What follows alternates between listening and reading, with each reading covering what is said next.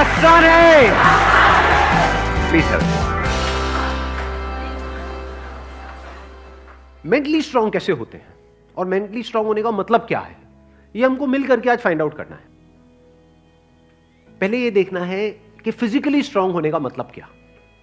Sir physically strong को कह सकते हैं कि जिसके पास स्ट्रेंथ, स्टैमिना और एंड्योरेंस तीनों हो तो उसे फिजिकली फिट कह। Excellent point, let's give big hand for him.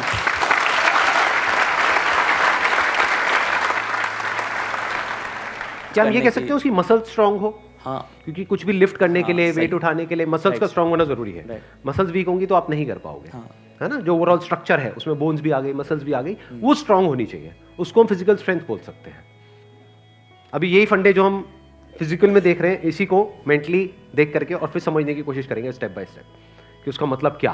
कि फिजिकल स्टेमिना तो हमको समझ आता है कि फिजिकली हम जल्दी ना थके। कोई बंदा है उसने थोड़ा बहुत काम किया एकदम से थक गया तो इसका मतलब फिजिकली स्ट्रांग नहीं है। जैसे बहुत लोग होते हैं, जैसे ही अपनी फिजिकल ट्रेनिंग करते हैं, कुछ भी करते हैं, हल्का सा भी दर्द होता है तो छोड़ देते हैं, छुई मुई टाइप के, है ना। तो बड़ा दर्द हो रहा है, भाई दर्द नहीं होगा तो बनेगी कैसे, है ना। Right sir. तो हल्का सा भी कुछ होता है तो छोड़ देते हैं, एंड्योर नहीं कर पाते हैं पेन को। Yes sir. तो पेन को एंड्योर करने की जितनी हमारे अंदर पावर है उसको हम एंड्योरेंस बोल सकते हैं। सर मेरे हिसाब से फिजिकली स्ट्रांग होने का मतलब ये है कि सबसे बड़ी चीज़ ये है कि बीमारियों से दूर होना चाहिए उसे। अगर मतलब कई बार ऐसा होता है कि हमें फिजिकली स्ट्रांग दिख रहा है पर्सन, बट वो होता नहीं है। यानी कि एक बंदा हो सकता है वो फिजिकली हमको स्ट्रांग बाहर से दिख रहा हो और वेट भी बहुत अच्छा लिफ्ट कर रहा हो, और लेकिन उसकी इम्यूनिटी वीक हो। Yes sir. तो हम कह सकते हैं अंदर से वो बंदा कितना स्ट्रांग है। यानी कि जो भी डिजीजेज है, मतलब जो भी बीमारियां हैं, उनसे लड़ने की उसके अंदर कितनी पावर है उसकी बॉडी के अंदर। Yes sir. एक तो फिजिकल पावर, एक है उसकी इम्यूनिटी हम बोल सकते हैं। Yes sir. अब एक एक करके इन पॉइंट को देखते हैं कि मेंटल स्ट्रेंथ में किस तरीके से हम अप्लाई कर सकते हैं। सबसे पहले बात हमने करी फिजिकली स्ट्रांग होने का मतलब क्या, स्ट्रेंथ। मतलब आप कह लो वेट उठाना है।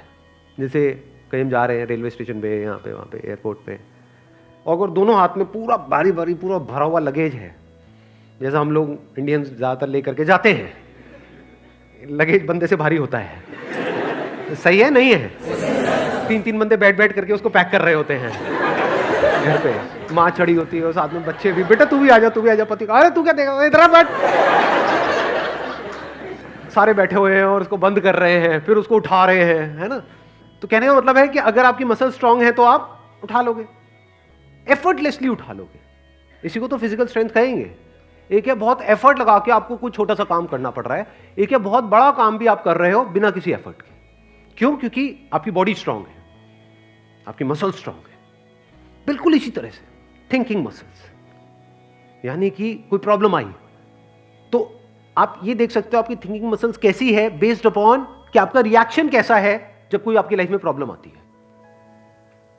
3 सिचुएशंस हैं यहां पे, तीनों को एक एक करके देखते हैं। एक है कोई बड़ी प्रॉब्लम आई हमारे सामने और हमने अपने हथियार डाल दिए और हम एकदम से परेशान हो गए, तो हम क्या कहेंगे, हमारी मेंटल मसल्स कैसी है, वीक है।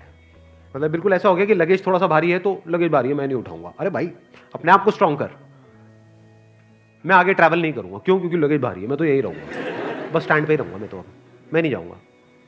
आप हंस रहे हो लेकिन ऐसे हम करते हैं लाइफ में। कोई बड़ी प्रॉब्लम आई तो हम क्या करते हैं, अपने हथियार डाल देते हैं, मतलब वी गिव अप, फेस ही नहीं करते हैं उस प्रॉब्लम को।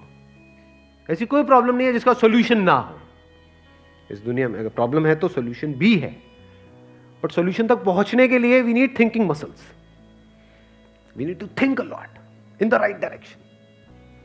और ये राइट डायरेक्शन और रॉन्ग डायरेक्शन क्या है? राइट डायरेक्शन मतलब solution oriented approach, wrong direction मतलब प्रॉब्लम ओरिएंटेड अप्रोच, कि हम प्रॉब्लम में ही जाकर के स्टक हो गए हैं, बस उससे आगे बढ़ ही नहीं रहा है हमारा दिमाग।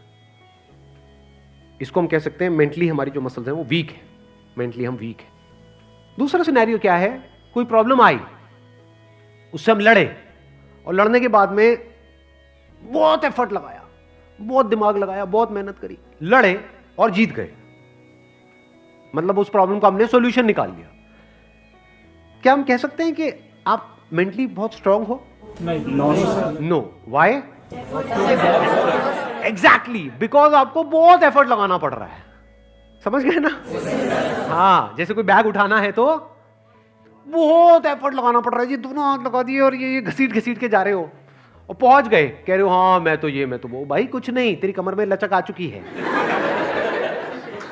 The second scenario is better than the first scenario but not as good as the third scenario. Third scenario क्या है? बड़ी से बड़ी भी कोई प्रॉब्लम आई हमारी लाइफ में, हम पहले ही उसके लिए तैयार थे और ऐसे सॉल्यूशन निकल के आ गया। मतलब वो प्रॉब्लम जो दुनिया के लिए बहुत बड़ी है, जिसको देख करके लोग डरने लग जाते हैं, वो प्रॉब्लम आपके सामने आई,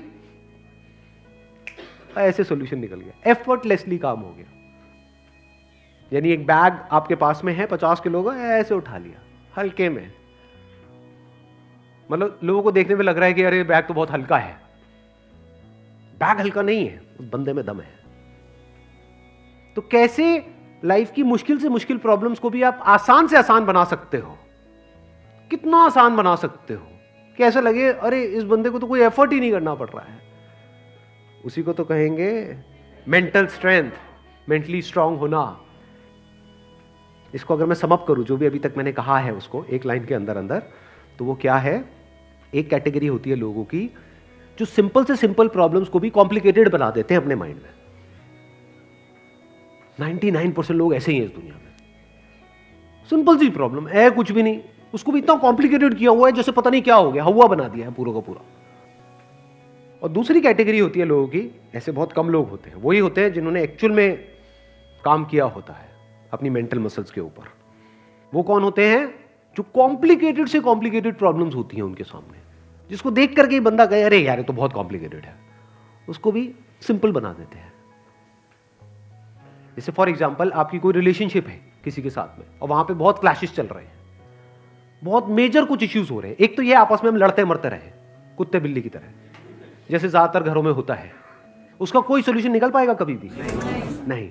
तो हमें क्या करना होगा? समझना होगा इस रिलेशनशिप में प्रॉब्लम है क्या। अज्यूम नहीं करना है पहले से कि प्रॉब्लम उसमें है या प्रॉब्लम मुझ में ही है। ये भी एक विक्टिम मेंटालिटी होती है, मेरे में ही कमी है, वो तो सब सही है बस मेरे में ही कमी है जी। ये भी बड़ी गंदी मेंटालिटी होती है, विक्टिम मेंटालिटी। या फिर तुझ में प्रॉब्लम है, मैं सही हूं तू गलत है। तो पर्सन को ना देखा जाए कि वो या वो, प्रॉब्लम को समझा जाए। प्रॉब्लम एग्जैक्टली क्या हो रही है रिलेशनशिप, वो जो क्लैश हो रही है उसकी जड़ क्या है, उसका कॉज क्या है। अगर वो हमको समझ आ जाता है बारीकी से, तो क्या वो प्रॉब्लम जड़ से ठीक नहीं हो जाती? और अगर हम उसको ना समझे और ऊपर ऊपर से ठीक करने की कोशिश करें, क्या वो कभी भी ठीक हो सकती है? कोई भी मिल करके क्या उसको ठीक करवा सकता है उस प्रॉब्लम को? जैसे दो लोगों के बीच में प्रॉब्लम हो रही है, कोई तीसरा आ जाए उनके बीच में मीडिएटर बन करके, मैं सॉल्व करवा दूंगा तुम्हारी प्रॉब्लम, तो कुछ देर के लिए तो समझौता करा सकता है, लेकिन अगर परमानेंट उसका सोल्यूशन चाहिए तो वो कैसे होगा? या तो दोनों को या दोनों में से किसी एक को बारीकी से समझना होगा नेचर ऑफ प्रॉब्लम क्या है। And that could be very simple. समझ गए? मतलब लगता क्या है, ये स्पेशली जो रिलेशनशिप्स की जो प्रॉब्लम्स होती है वो बहुत ही कॉम्प्लिकेटेड होती है, एक्सट्रीमली कॉम्प्लिकेटेड।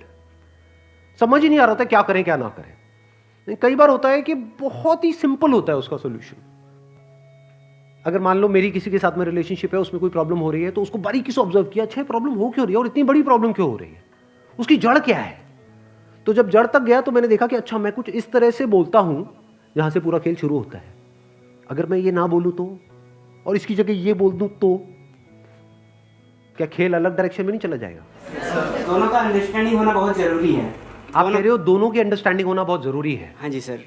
ध्यान से समझना, अब ये प्रॉब्लम ओरिएंटेड अप्रोच है, सॉल्यूशन ओरिएंटेड अप्रोच है? ये प्रॉब्लम ओरिएंटेड अप्रोच है जिसका कोई दुनिया में सॉल्यूशन नहीं है। ये बिल्कुल ऐसा है कि सरकार को तो अपना काम अच्छे से करना चाहिए। ये जो चाहिए है ना, ये हम इंडियंस की नस नस में दौड़ रहा है। सड़कों पे सबको अपनी गाड़ी ढंग से चलानी चाहिए, रेड लाइट पे सबको रुकना चाहिए, ये होना चाहिए, वो होना चाहिए, यहाँ पे सफाई होनी चाहिए, दोनों को एक दूसरे को समझना चाहिए, जो कभी नहीं होगा।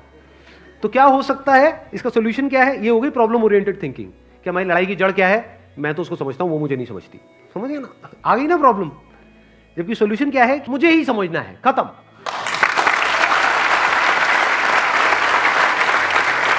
Thank you so much for coming.